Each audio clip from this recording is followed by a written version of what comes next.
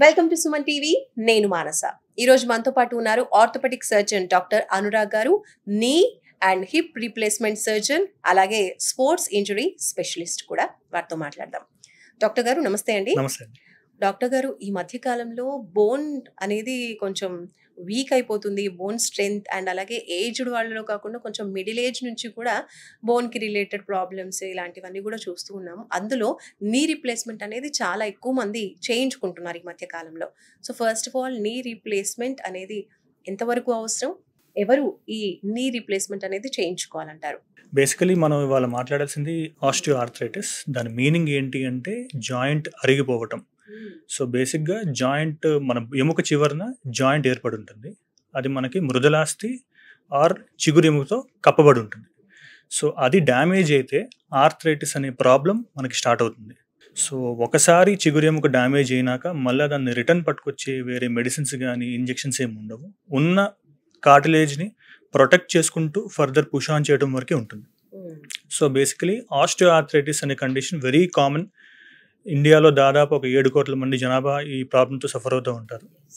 Plus on top of it osteoporosis అంటే మన bone weakening. అది ఈ 2 ఫ్యాక్టర్స్ వల్ల చాలామందికి జాయింట్ పెయిన్స్, బోన్ పెయిన్స్ వస్తూ ఉంటుంది. సో మెయిన్గా జాయింట్స్ ఎఫెక్ట్ అయినవి ఏంటంటే మన మోకాళ్ళు, తుంటికీళ్ళు, చెయ్యి కీళ్ళు. ప్రధానంగా ఈ 3 కీళ్ళు ఎఫెక్ట్ అవుతూ ఉంటాయి. సో దీంట్లో కూడా 4 స్టేజెస్ ఉంటుంది మనకి. So first and second stage ఏంటి అంటే మనకి త్రూ మెడిసిన్స్, త్రూ ఫిజియోథెరపీ చాలా వరకు దీన్ని కంట్రోల్ చేసుకోవచ్చు. Correct. Third and fourth stage, final స్టేజ్లో ఏమవుతుందంటే కార్టిలేజ్ పూర్తిగా అరిగిపోయినాక మనకి పెయిన్ ఇంకా అన్టాలరబుల్ లెవెల్స్కి వెళ్ళిపోతుంది. సో ఈ లాస్ట్ గ్రేడ్ 4 స్టేజ్లో మనం సర్జరీ రికమెండ్ చేస్తాం. సో సర్జరీలో అసలు ఎగ్జాక్ట్లీ జరిగేది ఏంటి అంటే అరౌండ్ 1 సెంటీమీటర్ బోన్ మనం కట్ చేస్తాం. ఇఫ్ నీ రీప్లేస్మెంట్లో అయితే మనం ఫీమర్ బోన్ అంటే మన తొడ ఎముక కింద కాలు ఎముక నుంచి ఓన్లీ అరౌండ్ 1 సెంటీమీటర్ బోన్ ఏదైతే అరిగిందో దాని వరకు మనం కట్ చేసి మెటల్ క్యాప్స్ పెడతాం. మెటల్ డిఫరెంట్ టైప్స్ ఉంటాయి. So depending on the type of implant. So knee replacement అనేది కంపల్సరీ అంటే 4th స్టేజ్ ఉన్నప్పుడు మాత్రమే రీప్లేస్మెంట్ అవసరం అంటున్నారు. ఎగ్జాక్ట్లీ. ఇఫ్ ఆల్ అంటే ఏజ్ కూడా ఉంటుందండి, ఏజ్ ఫ్యాక్టర్ కూడా డిపెండ్ అవుతుంది. సో బేసిక్గా మనం చెప్పేది ఏంటంటే 40 to 50 ఇయర్స్ ఏజ్ నుంచి మన మోకాల నొప్పులు స్టార్ట్ అవుతుంది. But it can also affect younger people. There is a condition call rheumatoid arthritis, కీలవాతం అంటాం. సో యంగర్ పీపుల్ని కూడా ఎఫెక్ట్ చేస్తుంది. సో ఇఫ్ నడవరాని పరిస్థితి వచ్చింది, కంప్లీట్ అరిగిపోయిందంటే it can be done in younger people also. There is no hard and fast rule అది 50K చేయాలి, 60K చేయాలి అని చెప్పి. The ideal golden age is 55-60, but it can affect the younger people also. It is వాళ్ళ body అంత age వాళ్ళలో ఈ knee replacement చేసినప్పుడు బాడీ సహకరిస్తుంది అంటారా? సో ఇప్పుడు బేసికలీ మనం వాడే ఇంప్లాంట్ ఏదైతే ఉంటుందో అది around 15 to 20 years depending on the quality of the implant దాని లైఫ్ టైం ఉంటుంది. Okay. So which is why the sweet spot is 60 and 65 ఆ రేంజ్లో. నీ రీప్లేస్మెంట్ అంటేనే చాలా మంది భయపడుతూ ఉంటారు. అలాంటిది మీరు హిప్ రీప్లేస్మెంట్ అని కూడా అంటున్నారు. దీంట్లో సక్సెస్ రేట్ ఎంతవరకు ఉంటుందండి? So hip replacement is actually called the operation, the surgery of the century because of it success rate.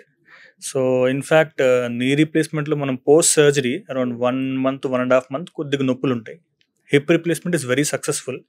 అసలు ఎవరికి అవసరం పడుతుంది అంటే మన ఈ మధ్యకాలంలో ఎవాస్కులర్ నెక్రోసిస్ అనే ఒక పదం వింటా ఉన్నాం. చాలా మందికి ఏంటంటే డ్యూరింగ్ కరోనా టైం మనం స్టెరాయిడ్స్ ఎక్కించడం వల్ల ఏమవుతుందంటే ఆ బోన్ ఏదైతే ఉంటుందో దాని రక్త సరఫరాలు మనకి ఆ డ్యామేజ్ అయ్యి the bone it becomes dead. So దానివల్ల హిప్ రీప్లేస్మెంట్ చేయాల్సి వస్తుంది. Other causes can be previous ఫ్రాక్చర్లు అవ్వటం, తుంటి ఎముక విరగటం, okay, or any childhood problem ఉంటే దానివల్ల హిప్ బోన్ ఎఫెక్ట్ అవ్వటం. సో అక్కడ ఏం చేస్తామంటే మనం ఆర్టిఫిషియల్ బాల్ అండ్ సాకెట్ రెండు మనం ఏర్పరుస్తాం. సో దాని life span is in fact longer, 20 to 25 years if it is done well and using a very good implant. ఇప్పుడు ఇంప్లాంట్కి వస్తున్నారు అంటే సీరియస్ ప్రాబ్లం ఉన్నప్పుడే వస్తారు. బట్ మనసులో మాత్రం ఏదో ఒక భయం ఉంటుంది. లైక్ తర్వాత ఎలా ఉంటుంది, అసలు ఇంప్లాంట్ ఎలా చేస్తారు, మనకి సూట్ అవుతుందా, తర్వాత ఏమవుతుందో అని భయపడుతూ ఉంటారు కదా పేషెంట్స్. సో వాళ్ళని మీరు ఎలా ట్రీట్ చేస్తారు, వాళ్ళకి ఎలా మోటివేట్ చేస్తారు మీరు? సో ఇనీషియలీ పేషెంట్ వచ్చినప్పుడు ఏం భయంతో వస్తారంటే ఓకే మోకాలు నొప్పి, తుంటి నొప్పి అంటే డైరెక్ట్గా స్ట్రైట్ ఫార్వర్డ్ సర్జరీ రికమెండ్ చేస్తారని. Actually that is not true. So depending on the grade అంటే మనం ఫస్ట్ ఎక్స్రే తీసి క్లినికల్గా పేషెంట్ని చూసి if needed MRI of the hip joint అవన్నీ చూసినాక మనం సర్జరీ రికమెండ్ చేస్తాం. Okay, if needed. Okay, so ఇండియాలో యూజువలీ మోస్ట్ ఆఫ్ టైం మనం ఉన్న మార్గాలన్నీ ట్రై చేసినాకే if nothing is working out people come out for surgery. So physiotherapy, medicines అన్ని వాడి మనకి ఇంకా ఇంప్రూవ్మెంట్ రావట్లేదు అంటేనే సర్జరీకి వెళ్తారు. అంటే సర్జరీకి వెళ్ళే ముందు కూడా కొంతమంది ఈ విషయాల గురించి మాట్లాడినప్పుడు సర్జరీ జరిగింది అంటే నీ రీప్లేస్మెంట్ మళ్ళీ తర్వాత అసలు లైఫ్లో క్యాజువల్గా ఉండదు, ఎప్పట్లాగా ఉండదు లైఫ్ అని భయపడుతూ ఉంటారు. అది నిజమే అంటారా? యాజ్ ఎ డాక్టర్ మీరేమంటారు? సో పోస్ట్ నీ రీప్లేస్మెంట్ ఏముంటుందంటే అండి, first 1 to 1.5 months is a bit tough. So మనకి స్టేపుల్స్ ఉంటాయి, కుట్లు ఉంటాయి, లోపల కరిగే కుట్లు ఉంటాయి. సో ఇనిషియలీ కొద్దిగా ఇబ్బంది డెఫినెట్లీ ఉంటుంది. ఇంకా అది resting time. But after 3 months నడవటం కానీ, మెట్లు ఎక్కడం దిగటం కానీ, ట్రెడ్మిల్ అవన్నీ వాళ్ళు చేసుకోవచ్చు. వంట పనులు ఫ్రీగా చేసుకోవచ్చు. నేల మీద కూడా కూర్చోవచ్చు, but it is not advisable because implant life span తగ్గిస్తుంది కాబట్టి. Okay, that is the only restriction which we keep. Okay, the same thing applies for hip replacement. వాళ్ళ పని వాళ్ళు చేసుకుంటారు. Car driving, bike driving, everything is possible. So initial rehab period is a little bit painful, but ఒకసారి ఆ barrier cross చేసిన తర్వాత they will enjoy the surgery. ఇప్పుడు ఈ రీప్లేస్మెంట్ సర్జరీస్ కంప్లీట్ అయిన తర్వాత మీరు ఇందాక అన్నారు లైఫ్ స్పాన్ అనేది చాలా ఇంపార్టెంట్. సో ఎక్కువ లైఫ్ వాళ్ళు ఇంకా ఆఫ్టర్ రీప్లేస్మెంట్ హ్యాపీగా ఉండాలి అంటే ఎలాంటి జాగ్రత్తలు తీసుకోవాలి? లైఫ్ స్టైల్లో ఎలాంటి చేంజెస్ చేసుకోవాలి? సో బేసికలీ ఇక్కడ ఇష్యూ ఏంటి అంటే మనకి పేషెంట్స్ మెజారిటీ ఓల్డ్ ఏజ్ ఉండటం వలన వాళ్ళకి ఏదైనా సమ్ ప్రాబ్లం ఉంటుంది. డయాబెటీస్ కానీ, వాళ్ళకి హైపర్ టెన్షన్, థైరాయిడ్, అవన్నీ బేసికలీ మనం కంట్రోల్లో పెట్టుకోవాలి. So if they are in control అప్పుడు జాయింట్ ఎఫెక్ట్ అవ్వకుండా ఉంటుంది. సో మనం చాలా వరకు భయపడేది ఏంటంటే జాయింట్ ఇన్ఫెక్ట్ అవ్వకూడదు అని చెప్పి. So if any further urinary problems ఉన్నా, డెంటల్ ఇష్యూస్ ఉన్నా, టైం టు టైం వాళ్ళు చెకప్ చేయించి దాని ట్రీట్మెంట్ తీసుకుంటే ఈ ఇంప్లాంట్ లాంజివిటీ ఇంకా పెరుగుతుంది. So there are instances 30 years, 35 years వచ్చిన ఇంప్లాంట్స్ కూడా చాలా ఉన్నాయి. సో జనాలు వాళ్ళ depending on how you maintain it.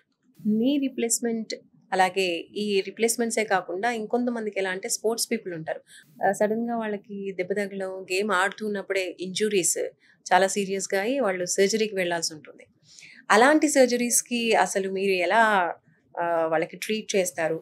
And ఆ సర్జరీస్ కనుక వీళ్ళు చేసుకున్నప్పుడు కనుక మళ్ళీ ఫ్యూచర్లో వాళ్ళు ఆ గేమ్స్ ఆడే అవకాశాలు అనేవి ఉంటాయంటారా? So one of the most common sports injury అనేది ఏంటంటే ACL ఇంజరీ అండి, యాంటీరియర్ క్రూషియేట్ లిగమెంట్.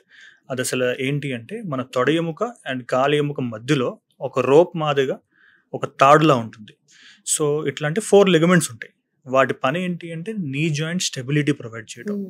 సో అప్పుడప్పుడు ఏమవుతుందంటే due to twisting injuries, especially basketball, kabaddi, badminton, ఈ మధ్య చాలా ఫేమస్ అవుతుంది పికిల్ బాల్. ఆ గేమ్స్ ఆడినప్పుడు ఏమవుతుందంటే సడన్ ఇంపాక్ట్ వల్ల మోకాలు రొటేట్ అయ్యి ఆ లిగమెంట్ కట్ అవుతుంది. So depending on how much it is cut, partial tear ఉందా, కంప్లీట్ టేర్ ఉందా. కంప్లీట్ టేర్ ఉన్న వాళ్ళకి we recommend surgery.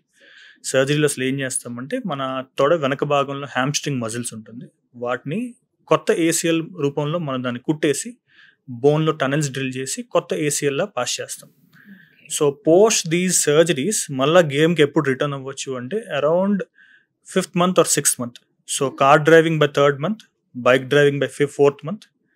After good physiotherapy is also equally important. Exactly. So surgery ఒక 60-70% అనుకుంటే రిమైనింగ్ ఫిజియోథెరపీ రీహాబ్ ప్రోటోకాల్ చాలా important.